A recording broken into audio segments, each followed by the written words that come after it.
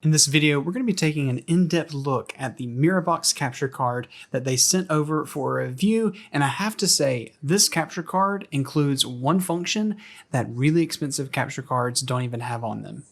Let's get into the video. How's it going, guys? I'm Brandon, and I'm here to improve the streaming experience, not only for you, but also for your viewers, and that's exactly what we're doing in today's video by reviewing the HSV3219 Mirabox capture card that includes a lot of bells and whistles that modern capture cards from things like Elgato or AverMedia don't even have on them. So let's get into the technical specs, break this down, and talk about the video quality as well as my recommendations, and do I actually recommend this card for you. Inside the box, you will find the Mirabox capture card, and under that you will find the cables. Included in the box is a USB 3.0 cable, which is about a foot long, and it is braided and high quality. It feels amazing, but you will also receive a USB-C to USB-C cable in the box that's not braided, and Mirabox, maybe include a braided cable if you're going to do one. Just do the other one as well. This Mirabox capture card supports 1080p 60 FPS capture over a USB 3.0 cable that is supplied in the box.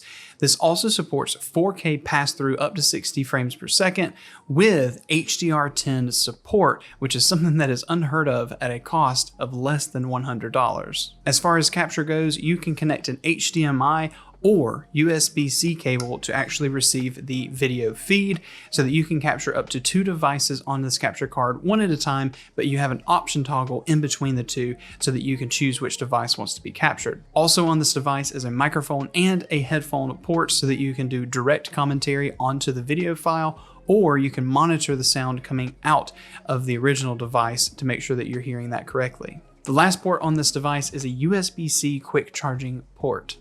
Now that we've talked about technical specs, let's talk about video quality, and we're going to do this by showing you some recordings using this capture card. All of these are recorded on the 1080p 60 FPS using this capture card on YU-Y2, and we're using Destiny 2, Overwatch, and Ori Will of the Wisps for FPS, high frames per second, and then a scenery game so that you can see the difference in quality. Let's get into this. Mayday! Mayday!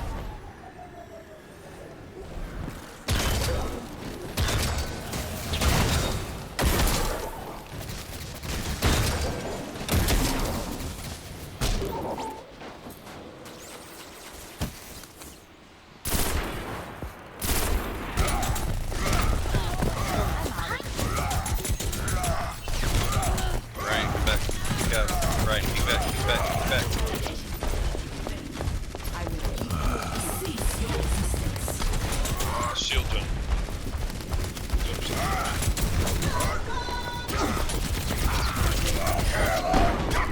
Name myself. I don't know what's hitting me. Reaper. Oh.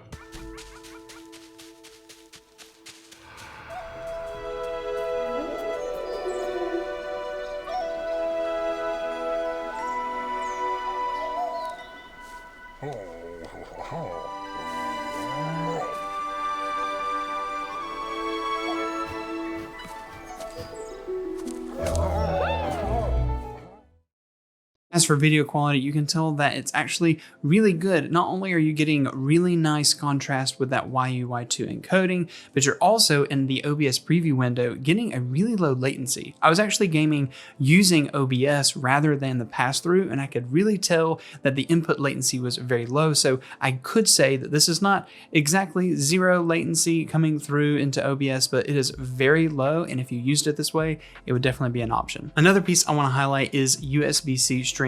Not only is this not on a lot of really expensive capture cards, but it's unique that you can have 2 inputs in such a cheap capture card that you can toggle in between with a physical switch, by the way, on the device. And I just want to go ahead and show you that in action. Here's me using it on a MacBook Air, an M1 model, and let me just show you. So here is my MacBook Air, which is connected to USB-C directly in to the USB-C port on the Mirabox capture card that we're talking about.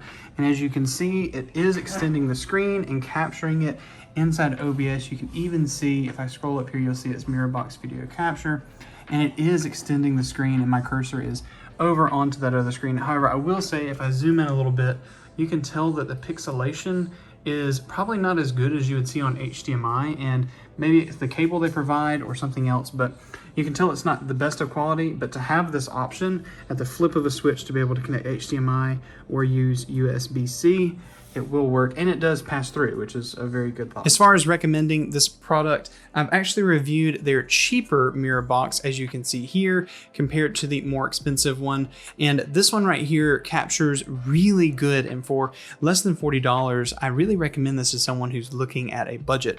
But if you're looking for HDR and a couple of other bells and whistles, and even really good YU/Y2 streaming, this is a fantastic option. So yes, I do recommend this capture card, because at the price, you're getting a lot of options that even more expensive capture cards don't even offer. Big thanks to Mirabox for sending this capture card out for a review. And if you want to see more capture card reviews, check out this playlist right here. And if you want to see a model very similar to this, but from a different brand, check out this video right here. I'm Brandon, and welcome to the darkness. We'll catch you next time.